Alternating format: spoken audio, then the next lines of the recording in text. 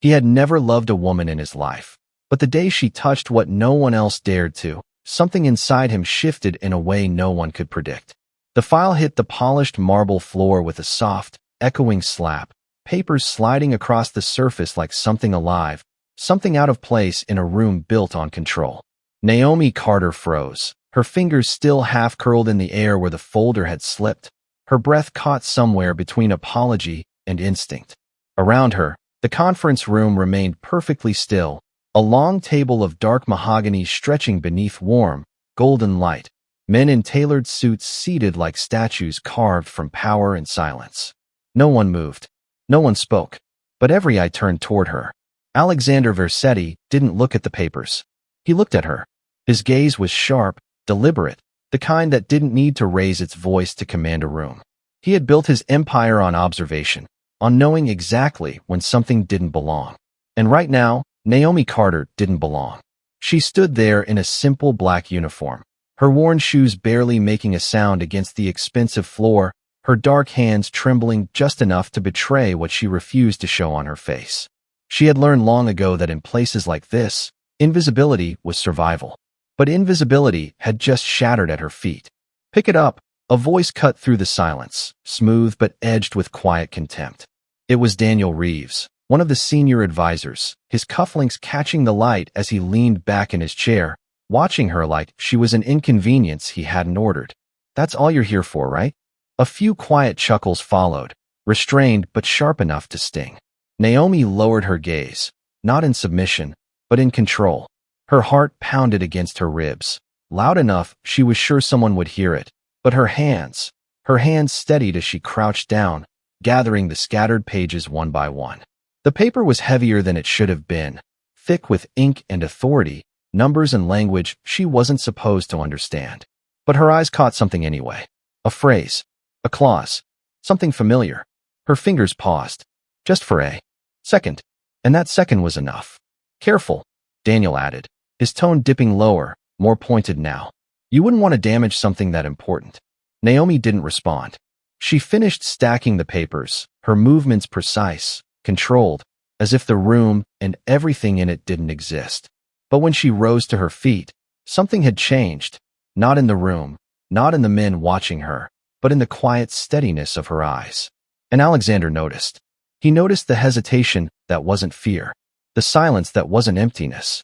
The way she held the file, not like a servant returning property, but like someone who understood what it meant. His fingers tapped once against the table. A small sound. But in that room, it might as well have been thunder. The murmurs died instantly. The air tightened. And for the first time since the file had fallen, Alexander Versetti leaned forward, his voice low, controlled, and impossible to ignore. "Leave it," he said. Not to the room. Not to his advisors. To her. Naomi Carter didn't move. For a fraction of a second, the world seemed to narrow to just the space between them, the most powerful man in the city, and the woman no one had noticed until now. And in that silence, something unseen shifted, quiet but irreversible, like the first crack in a wall built to never fall. Naomi Carter stood perfectly still, the file resting in her hands like something heavier than paper, something that carried weight far beyond ink and signatures.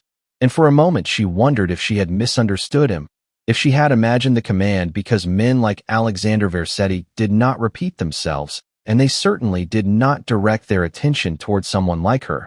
Yet the room remained frozen. Every man seated at that long table waiting, watching, measuring what would happen next, as if the outcome of this moment mattered more than the deal they had been discussing only seconds ago.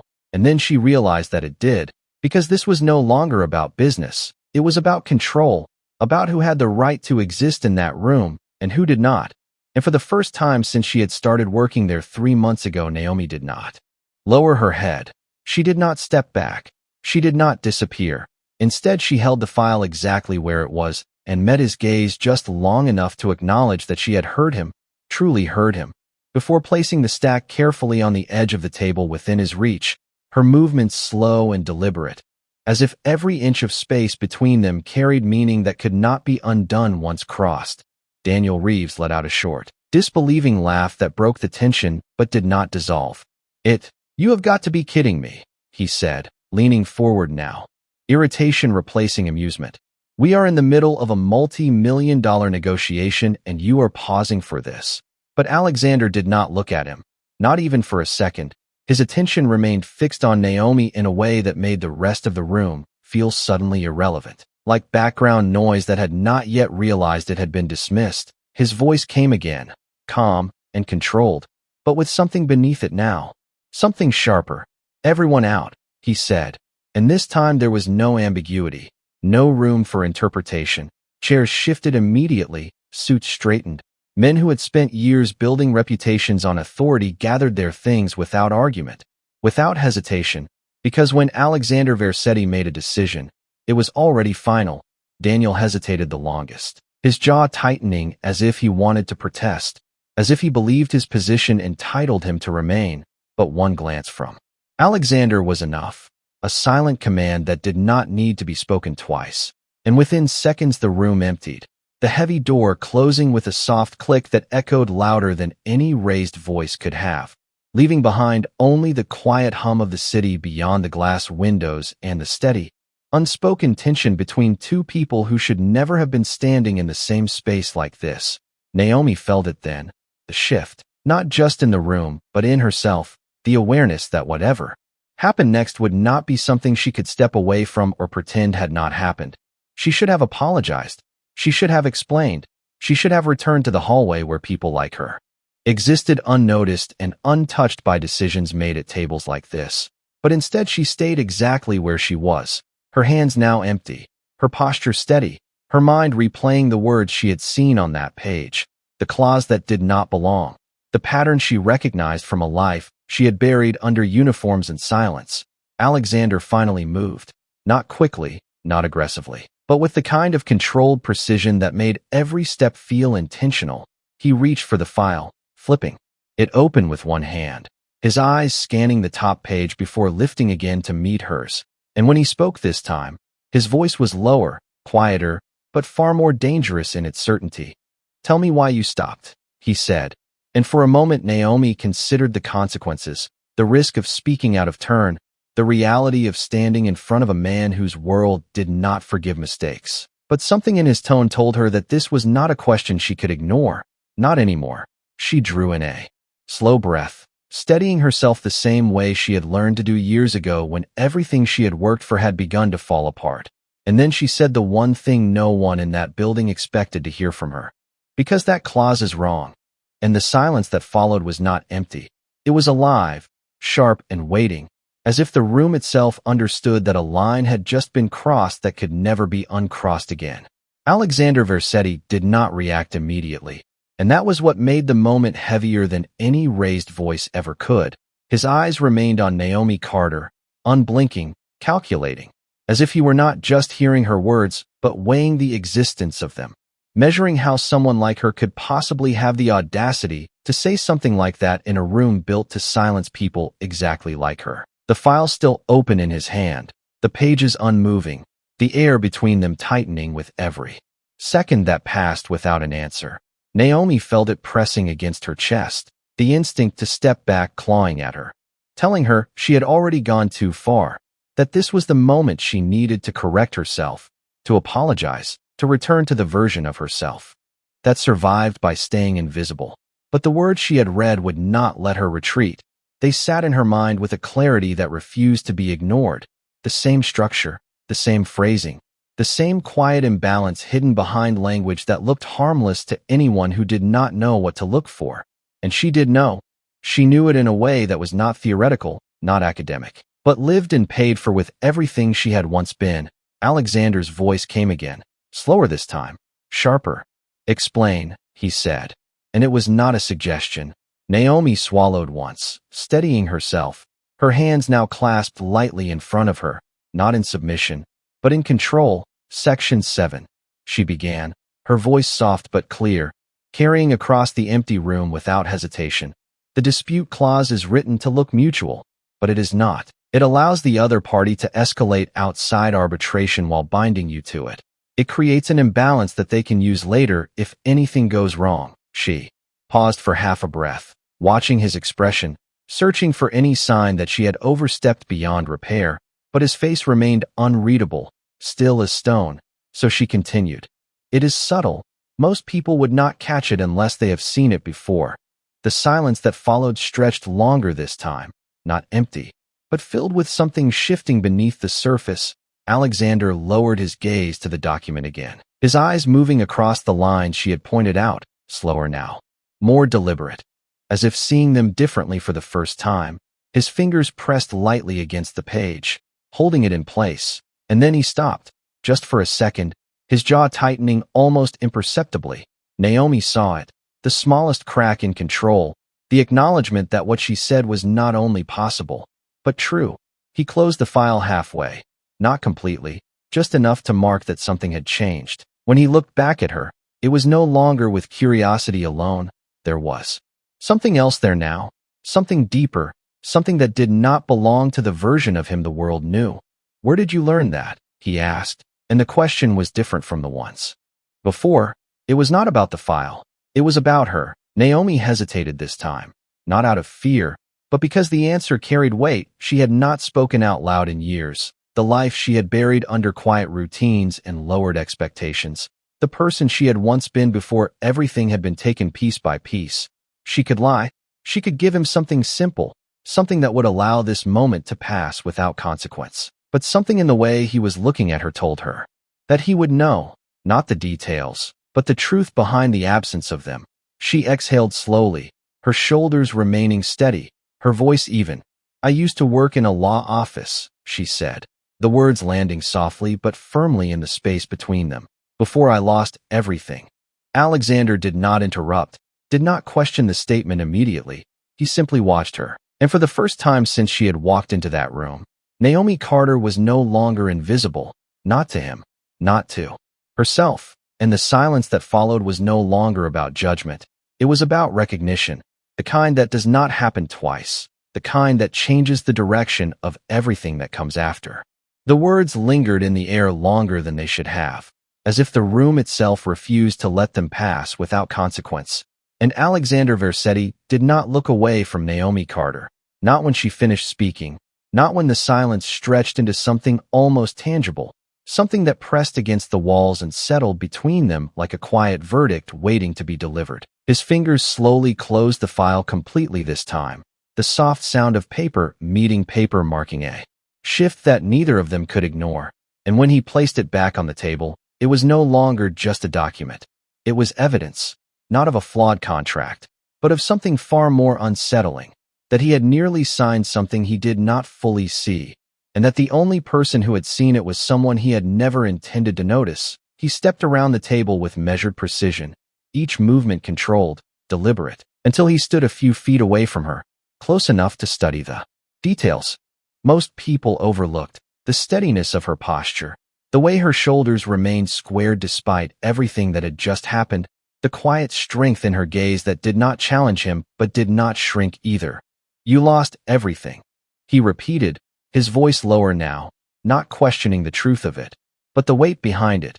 Naomi held his gaze for a brief moment before answering, not with defensiveness, not with explanation, but with the kind of honesty that comes when there is nothing left to protect. Yes, sir, she said simply, and the absence of detail said more than any story could have, because it meant the loss had been complete, not partial, not temporary, but final in a way that forced a person to become someone else just to survive. Alexander studied her for a second longer, then turned his attention back to the file, opening it again and flipping to the section she had mentioned. This time his eyes moved differently, slower, sharper, as if he were tracing the exact line where trust had been disguised as fairness.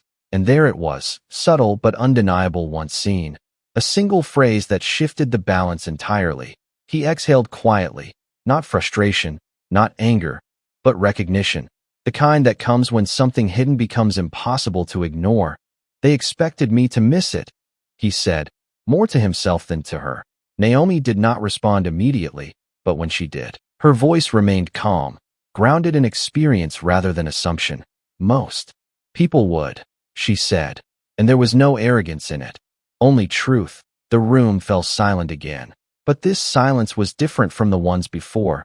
It was not tense or uncertain.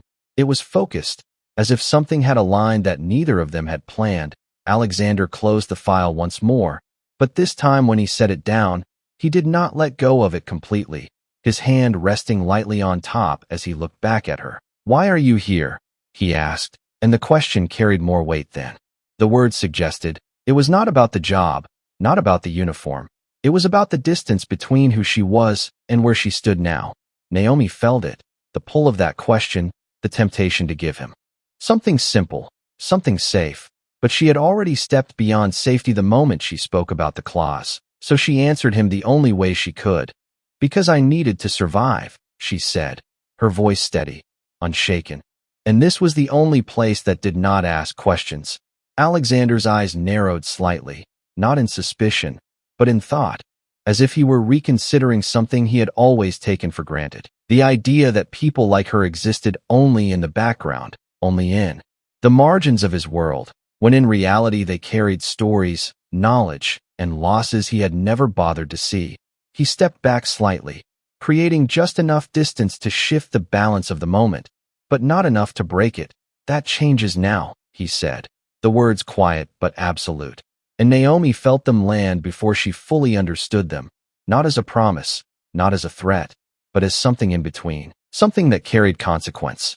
And for the first time since she had walked into that room, she realized that whatever came next would not be something she could walk away from, because she had been seen, truly seen, and in his world, that was never a small thing.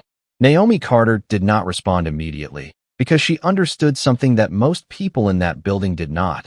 That words spoken in a room like this were never just words. They carried consequences that reached far beyond the moment. And when Alexander Versetti said that everything changed, it meant the rules that had protected her invisibility were no longer the same. The silence between them stretched just long enough to make that truth settle, before the sound of the door opening broke it apart. Daniel Reeves stepped back into the room without waiting to be called, his expression tight, controlled, but unable to hide the irritation that had been building since he was asked to leave. "Alex, we need to finalize this," he said, his voice measured but firm. "The other side is expecting confirmation within the hour." His eyes shifted briefly to Naomi, then back to Alexander, dismissing her presence as if it were temporary, insignificant. "And I assume this interruption is over." Alexander did not answer right away. Instead, he picked up the file once more and handed it directly to Daniel. The motion simple, but deliberate. "Read section 7, he said, his tone neutral, giving nothing away. Daniel frowned slightly, clearly not expecting a test, but he took the file anyway, flipping through the pages with practiced efficiency, his confidence returning as his eyes scanned the familiar language. "It is standard," he said after a moment, looking up. "There is nothing unusual about it." Alexander did not move, did not react. He simply watched him, then spoke again, quieter this time, but far more precise. "Read it again." Daniel's jaw tightened, a flicker of annoyance crossing his face, but he complied, his eyes slowing this time, tracing each line more carefully. And then it happened. The pause, subtle, almost invisible, but unmistakable, his fingers stopping on the exact sentence Naomi had pointed out, his expression shifting just enough to reveal that he saw it now. The imbalance hidden in plain sight. The silence that followed was heavier than before, because this time it was not uncertainty, it was realization. Daniel closed the file slowly, his voice no longer as confident as it had been seconds ago. "It is structured in a way that could be leveraged," he admitted. Choosing his words carefully, Alexander tilted his head slightly, not in approval, but in confirmation. "You missed it," he said, and the statement was not loud, not aggressive, but it carried a weight that made Daniel straighten unconsciously. "We all did," Daniel replied quickly, attempting to recover, but Alexander's gaze shifted toward Naomi, just for a moment, and that moment said everything that did not need to be spoken. Daniel followed his line of sight, and for the first time since she had entered that room, he really looked at her, not as a background figure, not as staff, but as the person who had seen what he had not, and the shift in his expression was immediate. Discomfort mixed with disbelief. "You are telling me she caught something our entire legal team did not," he said. Unable to fully mask the challenge in his tone, Alexander did not hesitate this time. "Yes," he said. Simply, and the room went still again. Daniel exhaled slowly, processing the reality of it. His pride clearly unsettled, but he did not argue further, because the evidence was in his hands, and denying it would only make it worse. Alexander stepped forward slightly, closing the distance just enough to reclaim control of the moment. "Pull the deal," he said, his voice firm now, leaving no room for interpretation. Daniel hesitated for half a second, calculating the implications, the delay, the reaction from the other side. But then he nodded. "Understood," he said, turning toward the door. But before he left, his gaze flickered back to Naomi one more time. This time not dismissive, not mocking, but something else, something closer to recognition. Even if he did not want to admit it, when the door closed again, the silence returned, but it was no longer the same silence from before. It was no longer about whether Naomi belonged in that room. It was about what she had just changed by being there. Alexander looked at her once more, his expression unreadable, but his voice carried a clarity that had not been there before. "You just saved me from signing something that would have cost millions," he said.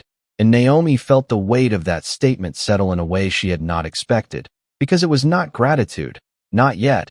It was acknowledgement, the kind that redefined how someone was seen. And in that moment, she realized that the life she had built around staying invisible had just been broken, not by mistake, but by truth, and there was no going back from that. Naomi Carter did not know what to do with that kind of acknowledgement, because in her world, survival had never included recognition. It had been built on quiet endurance, on doing what was required and leaving without being remembered. But now she stood in the center of a moment she had never asked for, facing a man whose words carried consequences that extended far beyond a simple thank you. And she understood instinctively that this was not gratitude.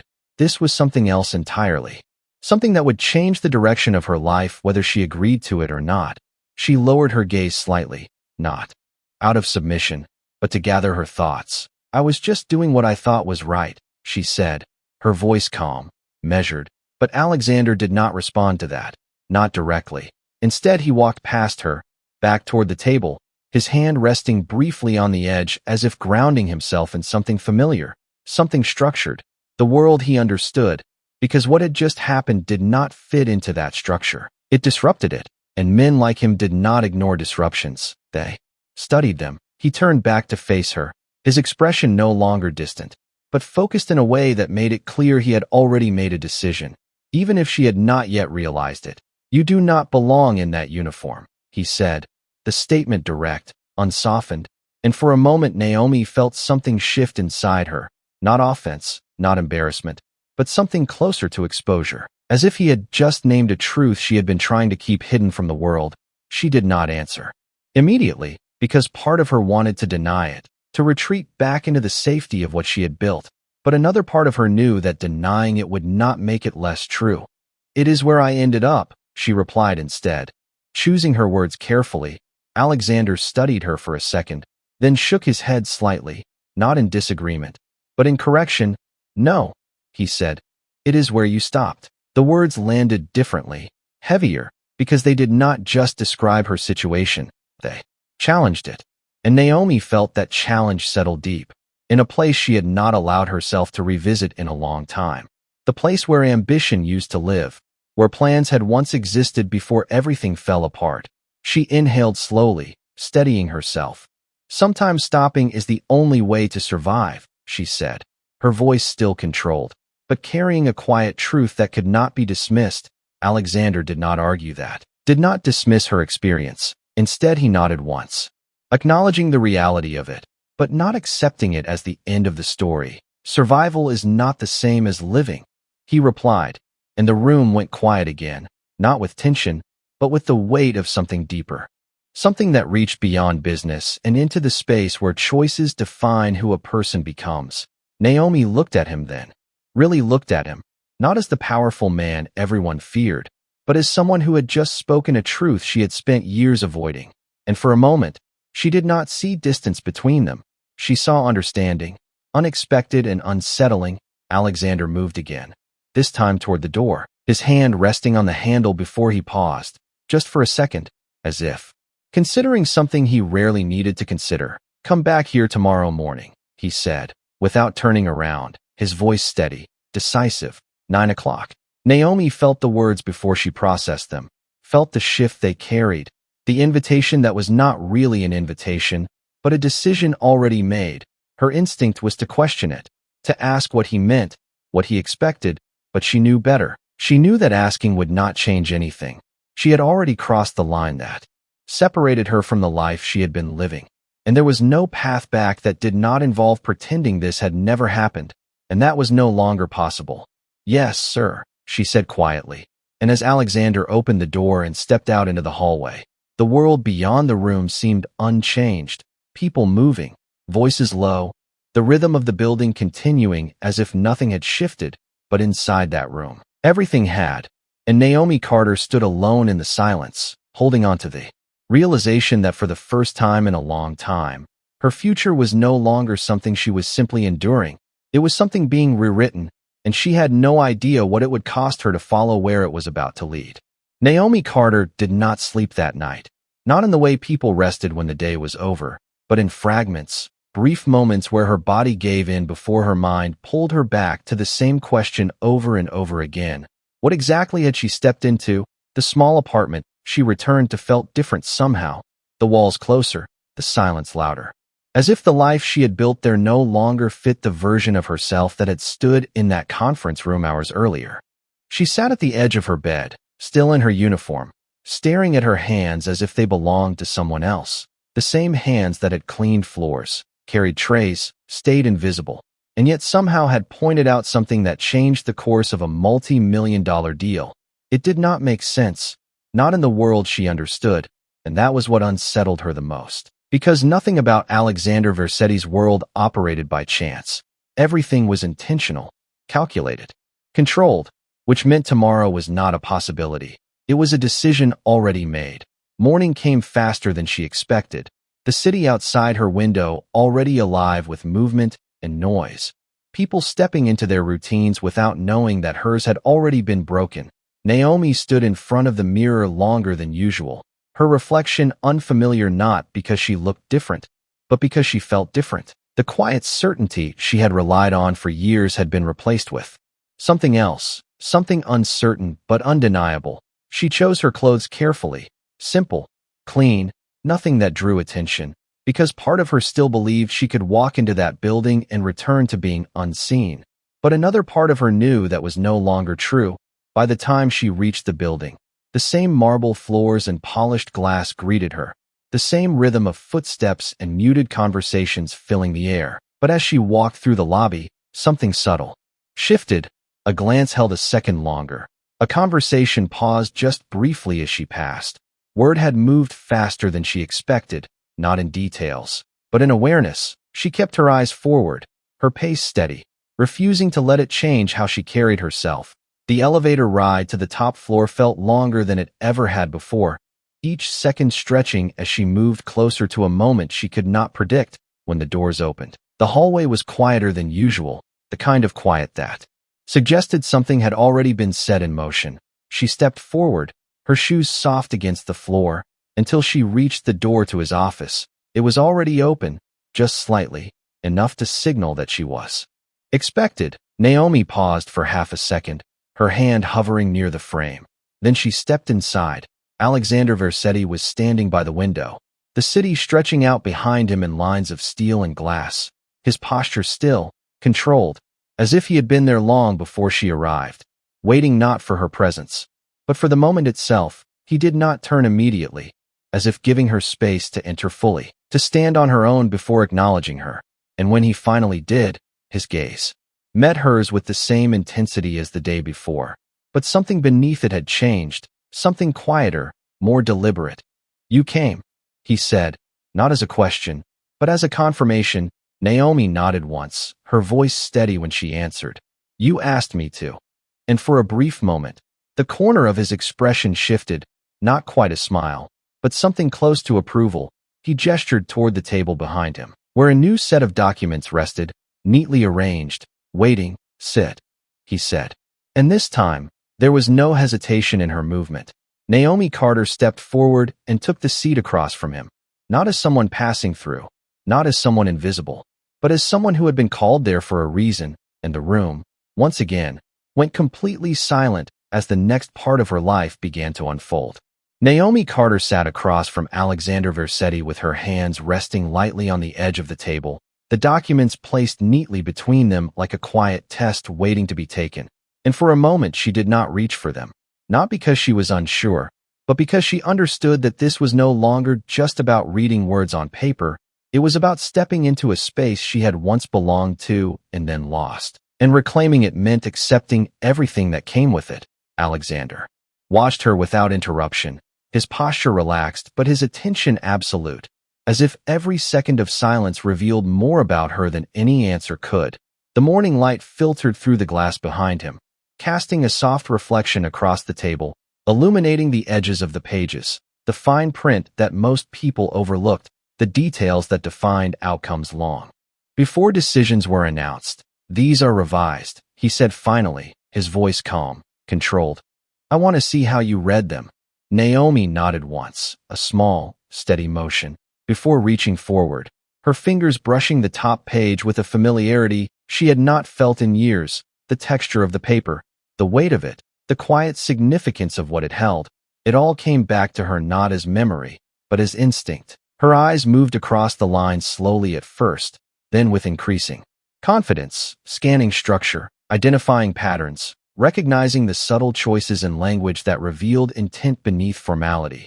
The room faded around her as she focused, the city noise beyond the windows becoming distant, irrelevant, until there was nothing left but the document and the truth it either held or concealed. Alexander did not interrupt, did not guide. He simply observed. And in that observation, there was something different now, not just evaluation, but respect forming in real time. Naomi turned a page, her expression unchanged, calm, composed, but her mind was working through every clause, every phrase, comparing what was written to what was meant, and then she stopped, not abruptly, but with intention, her finger resting lightly against a line near the middle of the page. She did not speak immediately. Instead, she read it again, confirming what she already suspected, and only then did she lift her gaze to meet his. "This one is better," she said, her voice steady, carrying a quiet certainty.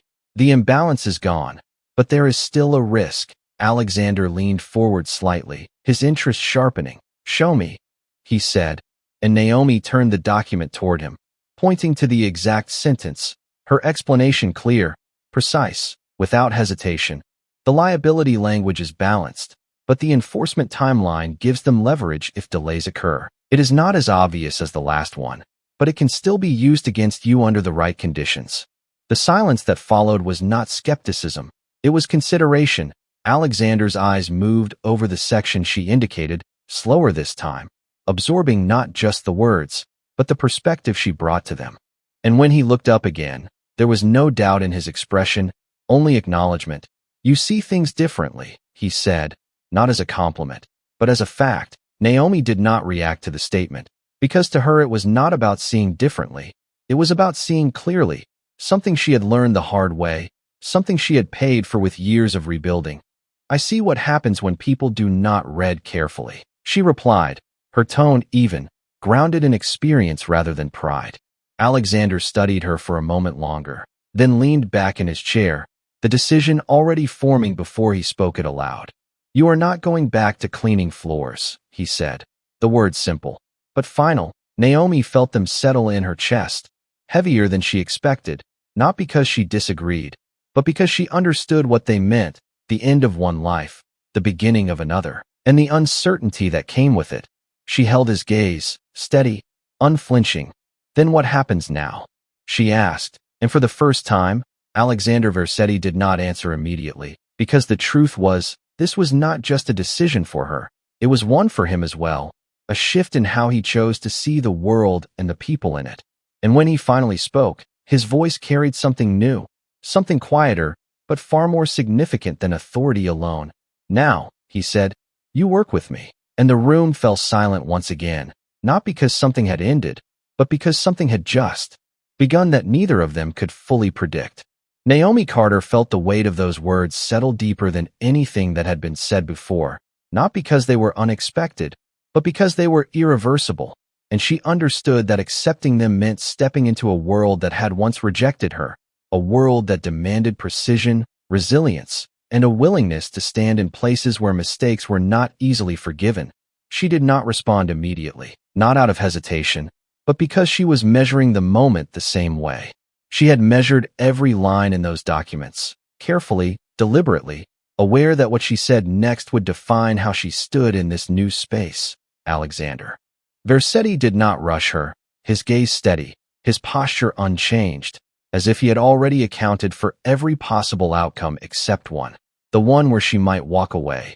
And for the first time in a long time, Naomi considered that option, not because she wanted to leave, but because she understood the cost of staying, the responsibility, the visibility, the fact that she would no longer be able to disappear when things became difficult. She exhaled slowly, grounding herself in the same quiet strength that had carried her through everything she had lost. And then she met his gaze fully, without reservation. "I will do it," she said, her voice calm, certain, not asking for permission, not seeking approval, simply stating a decision that was entirely her own. Something shifted in Alexander's expression then, subtle but unmistakable, not surprise, not satisfaction, but recognition. The kind that comes when someone steps forward not because they are told to, but because they choose to. He nodded once, a small, deliberate motion that carried more weight than any extended response. "Then we begin now," he said, his voice steady, and with that, the distance between what she had been and what she was becoming closed completely. The rest of the morning unfolded not as a test, but as a transition. Documents replaced one another across the table. Discussions shifted from observation to collaboration, and Naomi found herself speaking not as someone proving her worth, but as someone expected to have it. Her insights no longer questioned, but considered, refined, applied, and with each passing moment, the role she had once thought lost began to return, not as it had been before, but stronger, shaped by everything she had endured to reclaim it. Outside the office, the building moved as it always had, unaware that something fundamental had shifted within it, that the person who once moved through its halls unnoticed was now seated at the center of decisions that would ripple far beyond its walls. And yet the true change was not in the room, not in the position she now held, but in the way Alexander Vercetti watched her, not as an exception, not as a curiosity, but as someone he trusted to stand beside him, a trust he did not give lightly, a trust that redefined everything that would follow. As the morning light shifted across the glass and the city stretched endlessly beyond it, Naomi Carter sat in that chair with a clarity she had not felt in years, no longer surviving, no longer waiting, but fully present in a life she had fought her way back into. And in that quiet, unspoken understanding between them, something deeper than opportunity took root, something built, not on power alone, but on respect, the kind that does not demand attention but earns it, the kind that changes how a person is seen and how they see themselves. And as the room settled into a steady rhythm of purpose and focus, the world outside remained unchanged, but inside, something undeniable had taken shape, something that would not fade, something that did not need to be announced to be understood. And in that moment, without spectacle, without noise, the line between who she had been and who she was becoming disappeared completely. And that day, without anyone needing to say it out loud, the world remembered what dignity looks like.